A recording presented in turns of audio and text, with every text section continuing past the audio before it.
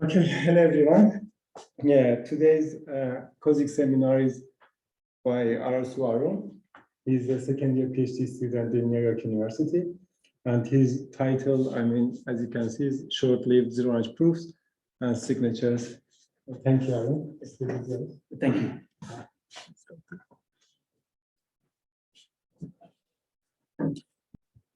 Yeah, so this talk is about a new type of primitive that we're developing, and we're calling them like short-lived signatures and short-lived proofs. So it's sort of like deniable cryptography on that flavor. I'll give a motivation of why or how this could be used. So if you think of real-life signatures as analogs to digital signatures, what we're trying to build is like an analog to a signature that's signed in disappearing ink. So if you sign something in disappearing ink, like it'll vanish after time. So whatever you write will go away automatically with no interference from any third party or even the signer or the verifier. So in that way, the analog in the digital world would be a signature or a proof where the soundness of the proof will vanish after time. So and also automatically without any third party involvement. So that's the thing. So how are we going to make soundness disappear after some time? We'll allow forgeries to happen after some time. So forgeries are like when someone who doesn't know the witness or doesn't know the signing key, they're allowed to sign any statement or any message possible. And just to make sure that they can only do it after time t, they have to do this sort of long sequential computation that will take at least t steps to do. So that's the way we're going to make the signature soundness or the proof soundness disappear. And of course, the verifier shouldn't be able to tell the difference between the two if they're verifying an honest proof or a forged proof. Yeah. So again, so the picture would look like this. So suppose at time t0, like a signature is published on some message and some key k, and then a forger would do a long computation. It'll take time t, and then at that point, forgeries can be produced. So if someone is looking at a signature after time t, they don't know if the person truly knew the key k or it was forged by the long computation. So that's the sort of setup that we're trying to get. But one big question is, how do we actually establish time? We're not going to rely on a global clock. Signatures don't come with a timestamp of when they're created or anything. So what we're going to do is we're going to use beacons. Not sure if you can see, but those are dice rolls. So a beacon is, you can think of it as this incorruptible source of randomness that periodically outputs random coins. So here, like you can think as time goes, like the Bitcoin blockchain. Every 10 minutes, the hash of the block that was produced is like a really good source of randomness. Other classical sources of randomness are like stock puts. Like at the end of the day, you take all the stock prices and hash them, you get some sort of randomness because no one can really control stock prices to a very precise level. So throughout this talk, we'll be using beacons. We'll just assume that we have like an incorruptible beacon that has unpredictable randomness that periodically outputs random coins. So using this beacon, this is like our new picture. So at time t0 is when the beacon value, the new beacon value is announced. So we'll call that like in blue color. And our short-lived signatures will be produced using the beacon as like, they'll specify which beacon the signature was produced for. So from time t0 to time t, since the beacon was published, a signature is considered fresh. You know, it must have been produced by someone who knew the signing key, or a proof must have been made by someone who knew a witness. And after time t, people can forge the signatures for that beacon. So over there, all those forgeries they have, it could be the same message, it could be even the same key, or it could be a different message, different key, but the beacon is the same. So forgeries are made on that beacon value. And so after time t, since the beacon was announced, you can't tell if it was a forged signature or a real signature.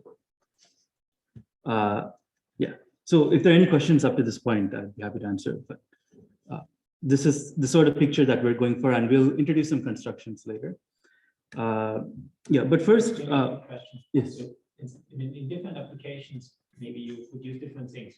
One thing that could replace a beacon is just a challenge response protocol where I want you to sign my challenge, and that I also know that when I produce that challenge, that's unpredictable. So I send you the challenge, you sign, you sign it, and then I can verify the signature and believe that. Definitely. And at a later point, someone. So it also might also work, right? Yeah, that's a case where like you have a designated verifier. Only you know when the challenge you produced it, right? Yeah, so that's definitely one case where you can use that. We're trying to go for like a public setting without a designated verifier. So that's why we just assume that there is a beacon, and people kind of trust that the beacon is unpredictable, and they know when the beacon was produced for that. That's the thing. Yeah, but that's a good point about designated verifier settings. It's a lot easier with the challenge produce. Okay, so there are some motivating applications. I'll give one for signatures and one for proofs. So for signatures, there's something called DKIM that stands for Domain Keys Identification Mail, I think. So what happens is when mail goes from one server to another, like one server could be gmail.com. When it goes to another server, Gmail will sign the mail. And when the second server receives the mail, they will verify that the signature was indeed from Gmail's public key.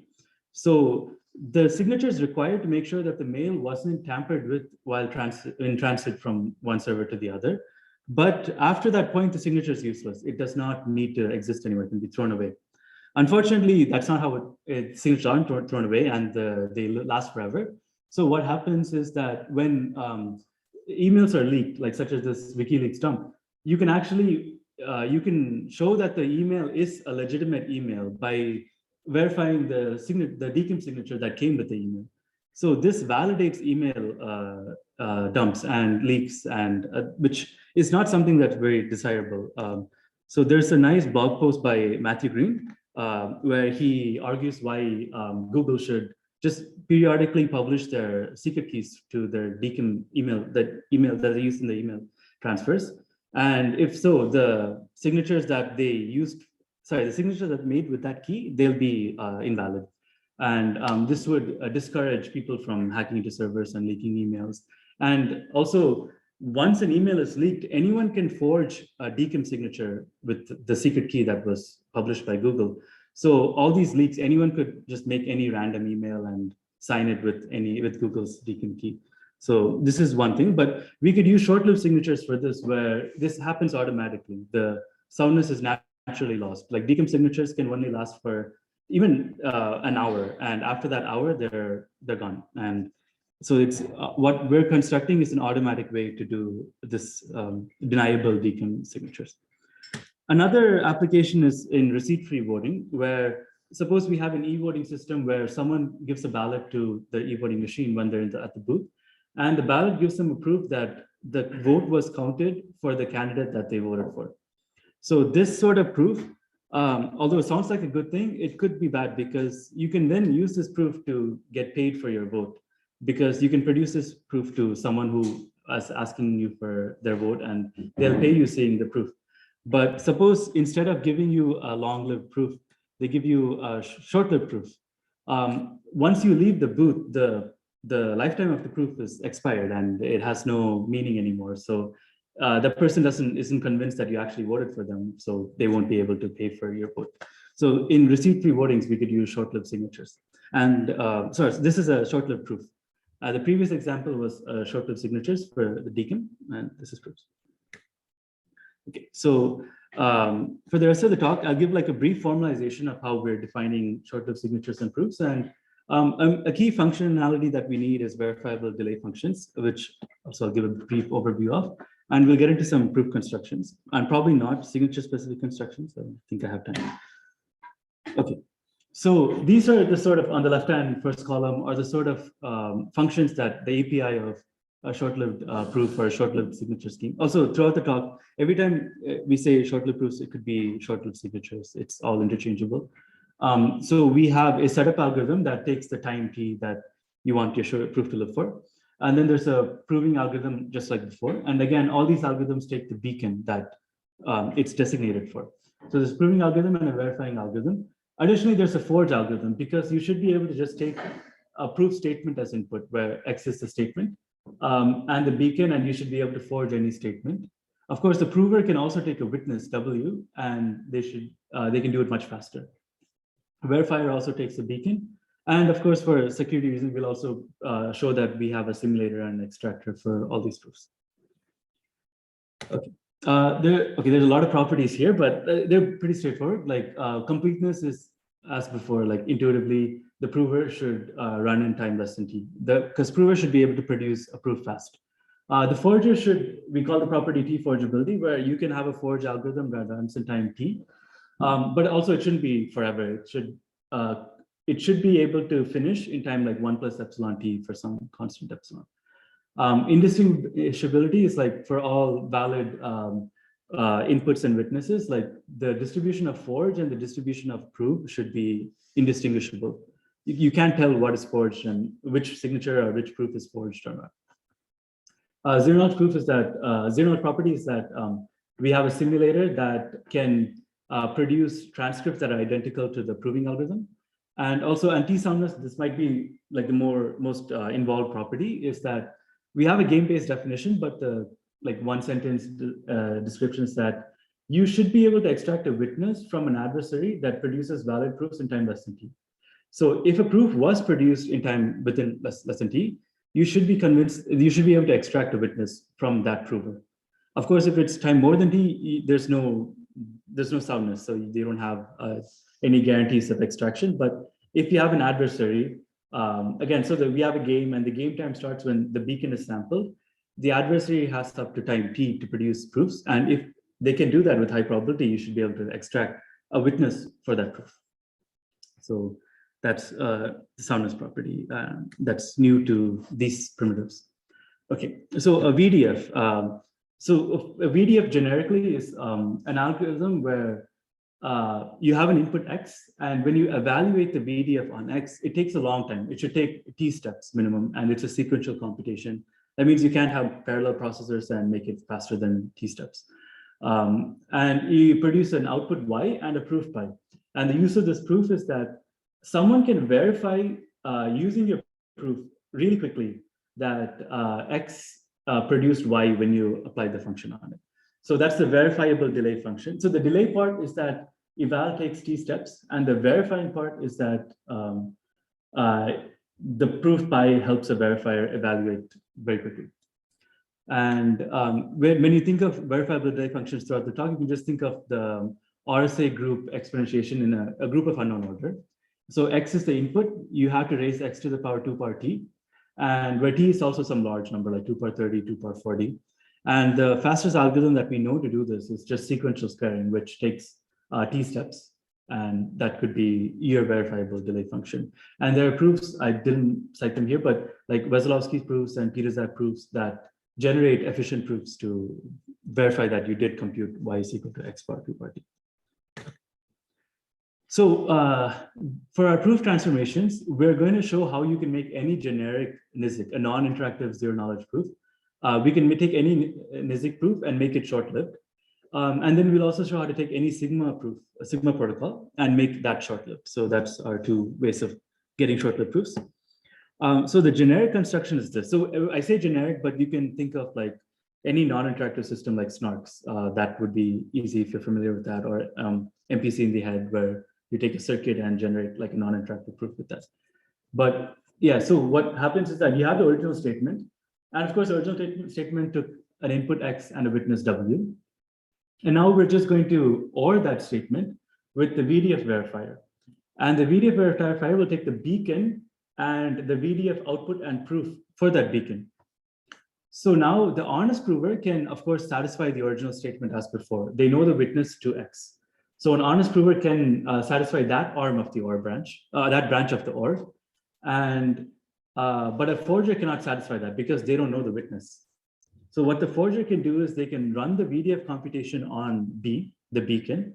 It'll take them t steps, but then they can satisfy the VDF verifier's branch of the OR, and they can also satisfy the proof. So we have two different ways to generate a proof from this box. So this is our first construction, and this is probably a most straightforward construction and might even be the easiest to build generically. And of course, the forger takes a long time to compute this.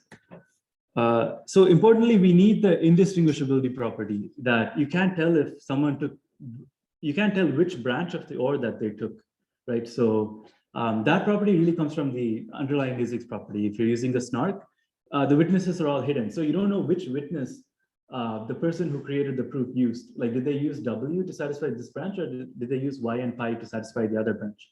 So we have indistinguishability. And in the paper, we show that we also get T soundness and zero knowledge properties. They retain from the original. Are there any questions about this or anything I said? I guess zero knowledge is over sufficient. We need witness distinction to just. Yeah. You can use needing, not snark as well. Yeah. Yes. Yeah. I can't tell if there are questions from Zoom or not, but I guess I'll take them later. Oh, also, some interesting part of this this construction is that we get this kind of strong property called reusable forgeability. So what we mean, sorry, okay.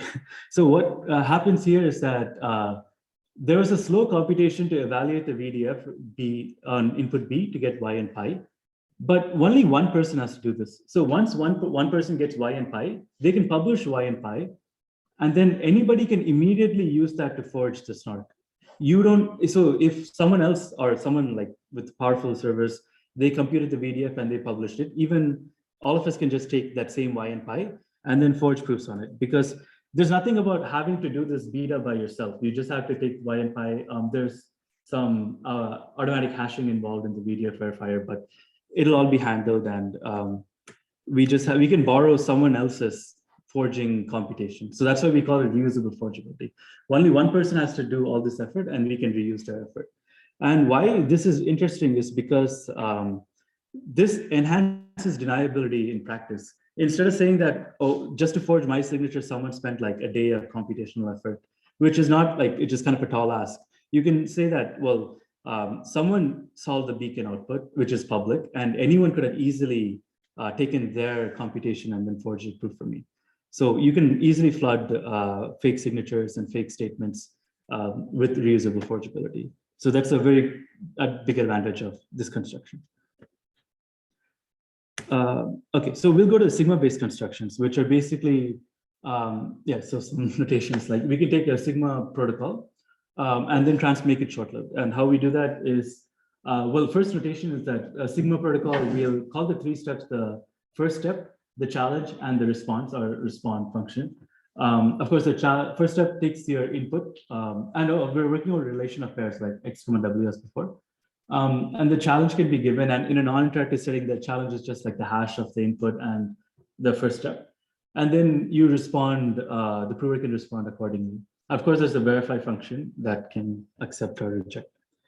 Of course, if there's this, if sigma is like an honest verifier zero knowledge sigma protocol proof, there's like a simulator that given X, you can produce a real looking transcript that the verifier will accept and cannot distinguish from an honest transcript that knew the witness. So this is like just standard sigma protocol stuff. So the idea again is going to be similar.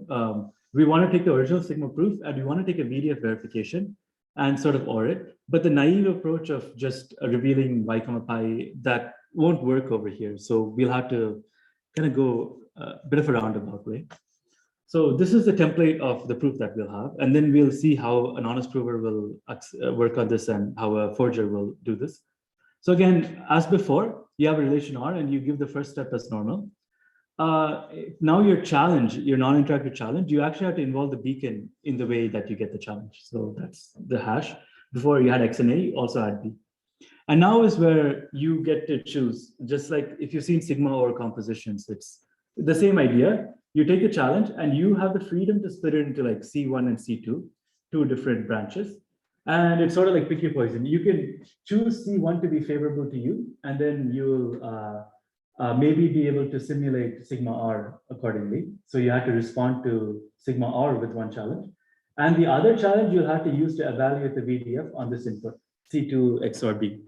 So it's sort of, you get to choose. And of course, what an honest prover can do, this is how the honest prover do. Like you have a pre-computed value X star, right? You evaluated the VDF on a pre-computed value X star.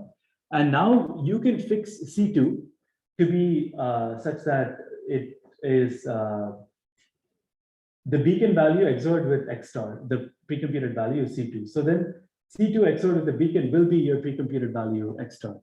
So what that means is the honest prover can respond to the VDF part of the computation for free because they already pre-computed it before the beacon was announced. But the forger, and of course, then C1 is uncontrollable. But C1 being uncontrollable doesn't matter because they can respond to the sigma proof. They know the witness to it easily. Unfortunately, the forger cannot do that. Because they have to control C1 by running the simulate algorithm. So the simulate algorithm will give them a random C1 value. And through that, they had to get some C2 value that they have to run the VDF evaluation on. So they'll have to do the long VDF computation. So in this template, yeah, the honest prover can cheat for the VDF and honestly do the sigma, the response to the sigma protocol, while the forger will simulate the sigma protocol and honestly like compute the VDF in like a long computation. So that's the idea that we have for. Yes, so I'm a bit confused. So here the VDF, it's in the clear, right? We don't do a proof that the VDF is evaluated correctly. Or, because the sigma protocol is about like the sigma R protocol is proving something about the VDF as well in terms of an OR proof, or it's just the sigma protocol, like the verifier for this construction will verify the fifth step. Like this input, the verifier will take this input and run the VDF verification algorithm on this. So your output here will be Y and pi, and the verifier will run the verification algorithm on Y and pi for this step. So Y and pi are in the clear, like for but this then isn't it kind of that the verifier doesn't know what the pre-computation was. Yeah, the verifier doesn't know the pre-computation. It should be unique, yes. Yeah. Yeah, you can only use it once too, because you cannot repeat the pre-computation. Yes. So yeah, that's actually a really important point. I should mention that this pre-computation can be used only once. You have a random X star, you computed this Y and pi B, and you're outputting it. If you reuse this, then there's a connection between the two. They know that this is an honest proof because someone reused the pre-computation to generate it. So that definitely that's an important point. Yeah. So we do need to remove this sort of pre-computation issue. Yeah. So if you reuse it, the indistinguishability is gone. Like you know that it's an honestly computed proof. So. Yeah, so we do, I'm not going to get into the constructions here, but we do improve the sigma constructions. We have this sort of notion of re-randomizable VDFs, which was already like briefly discussed in like Wesolowski's proof, where you can remove the pre-computation with the sort of re-randomization step. So the prover doesn't have to have pre-computed a value, but there's an easier way to do this. We also come up with this notion of like zero knowledge VDFs, where we avoid the pre-computation phase altogether. Oh, this also has reusable forgeability, the property that we discussed with the smart proof. And of course, the idea for this, just going to the construction, the idea is that we take VDFs and we build a sort of honest verifier zero knowledge protocol out of VDFs, where you don't have to reveal Y, but you can prove that you know the VDF output without revealing the VDF output. And we design a sigma protocol for that. So that's how we get this. And we get a nice construction where there's no pre-computation, so that first top block is gone, and the prover is just really fast. The forger, again, is also slow as before. I don't have time to get into the sigma constructions, but so I'll give that. But I'll just quickly say that I'll mention it at the end. So in this table, so we did implement like how to see how much the size of the group of the proofs and overhead to transform a proof is. So this zkVDF construction for main construction is very efficient. If you're using RSA 2048 groups for your VDF, which is pretty much the standard, and you're using Wesolowski's proof, you can get like a prover overhead of just, so to transform a sigma protocol into a short-lived sigma protocol, the size requirement increase in the proof is about 600 bytes. And the prover time is like, on my laptop, it was like 120 milliseconds. So that's the overhead to transform a normal sigma proof into a short-lived sigma proof, which is very nominal. It's definitely an efficient trade-off, like just to cost to get short-livedness. We have more efficient constructions just for signatures, which use trapdoor VDFs, which are basically the same idea as the RSA group. But they have smaller overheads and they're much faster to do. And we do have notions of reusability for both the Sigma version, the Snark version, and the signature version with something called a watermarkable VDF. So just to conclude, these are our constructions, the generic proof, the Sigma protocol based proof, and VDFs, we use trapdoor signatures, trapdoor VDFs for signatures. So there have been other works that are have been like deniability notion for proofs and signatures, and so this last one is ours. But there's one thing called TimeForge, which was published recently, and KeyForge. They do have this sort of like an involvement of a third step after, like that is required after the proof is published. And there's another work with proof of work or knowledge, where the solution they use involves a proof of work, and not like a VDF based solution. And classically, there's like designated verifier proofs that was mentioned, and so that's also, these are other efforts. What we do is like we have a solution that does not require any effort after the proof is published. It naturally loses soundness, and it's like a generic VDF based solution, and we have both proofs and signatures for this. Some open problems are like we want to come up with like better re-randomization strategies. We do have reusability protocol guarantees for Sigma-based constructions, but they're not, some of them are limited, especially for the signatures, because we have like reusability just for one signer, not multiple signers. So we want to improve that. And so basically we want to make it easier to forward signatures after time t, because that would enhance the deniability claims for the proofs. And of course, and for the VDFs, also faster re-randomization would also help the forger in our constructions. So these are some problems to wrap up with. And oops, yeah, that's all. Thank you.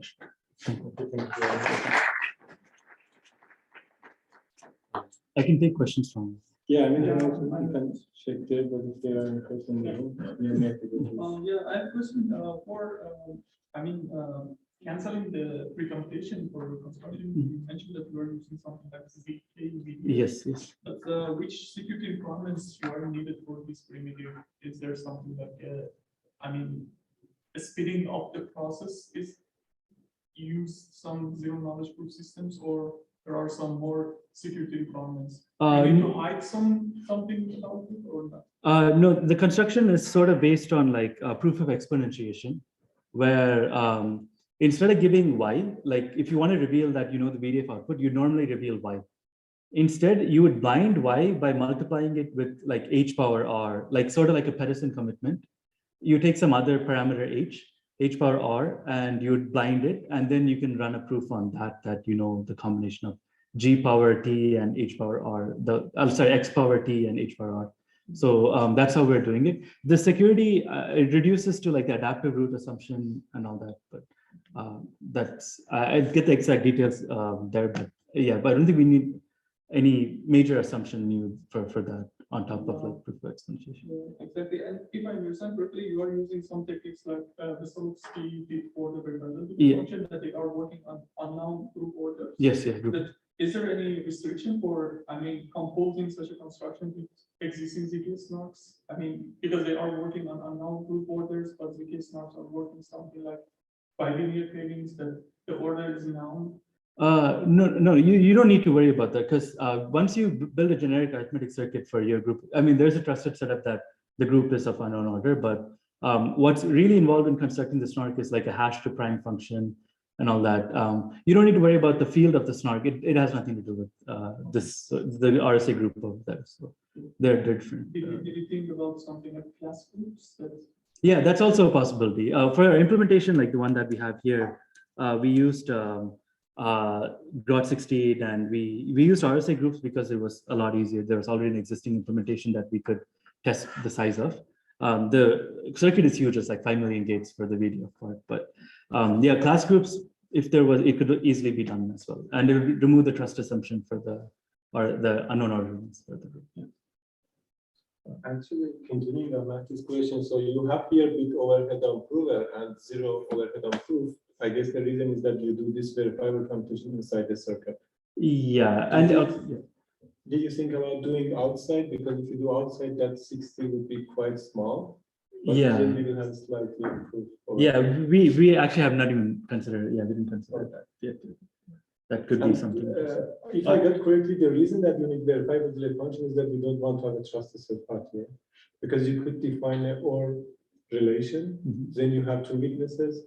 You reveal one of the witnesses after one. Then that will do the same thing.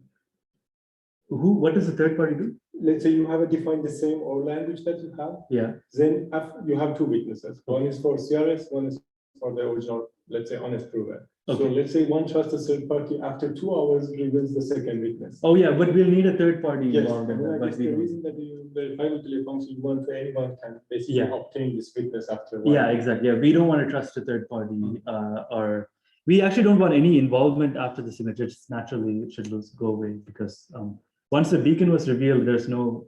So the beacon is revealed even before the signature is there. So the beacon is revealed, then the signature, and then no involvement after that.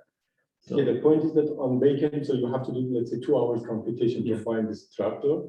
But if you have someone who can reveal this trapdoor after 2 hours, so we don't need this to do this computation, which is a but I mean, then that person will have to do it. Perhaps you can trust them with the trapdoor, but we don't want to involve the third party. I think one there's an attack, but it's not an attack on the scheme, but it's kind of an attack on the goal, maybe, of having kind of this deniability. So one thing that a verifier could do is, as soon as it receives your signature, timestamp. submit it to bit. Oh yeah, actually, I think I should have had a slide on that, but yeah, you're right. I did have a slide on that. I moved it somewhere else, but there's if you timestamp the signature, it's like obvious. The whole notion is destroyed. Like if someone takes your signature, immediately puts it to the blockchain, and people can see, just like you said, like they know that it was fresh when it was added to the blockchain. So there's no deniability. So it's kind of deniable against like verifiers that are honest, like until for some time, right? Yes. Yeah. I'm just monitoring chat. So if you have any question, put there or just raise your hand.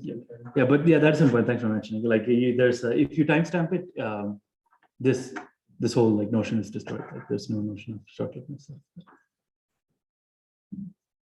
It's kind of, it seems unavoidable. Right now, it seems inevitable. I mean, in a way, I mean, there's also this notion of deniable signatures, right? That relies on interactivity, or like how do you compare it? Just normal deniable signatures? I'm not sure which paper. I don't know. There are lots of works with like a designated verifiable deniable signature. Yeah. That's one thing we want to avoid. Like this. In a way, that's a deniable signature scheme is one way you sign it with two verification keys, and so the person that you kind of the verifier, you also use the verifier as public key, and then that party could have also created the signature, so you can deny that you did it in a way. Yeah. Okay. So it's kind of related to yeah. Were you thinking of something related to the signal protocol, for example? Or is it independent of that? The signal protocol has also deniability. As far as I'm aware. Yeah, I mean the notion is similar. I think there's a much older notion of deniable signatures, probably by Schaum or something like that. So is that the one we cited? Oh, I don't think. This is a much, I think, older paper maybe, but yeah. Yeah, but we could add it there. Okay, so the paper's on ePrint right now. I don't have the link over here, but it was on the first slide. Yeah.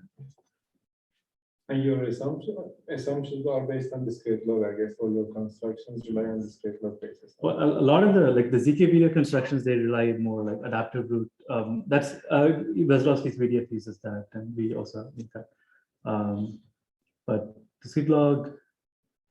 Oh, for the RSA, like VDFs in general, like the repeated spreading, I think that's just like There's an assumption for that says that this is the fastest way to do it is sequential squaring, but I don't know what the name of the assumption is, but it says that you can't do it faster than in these sequential steps.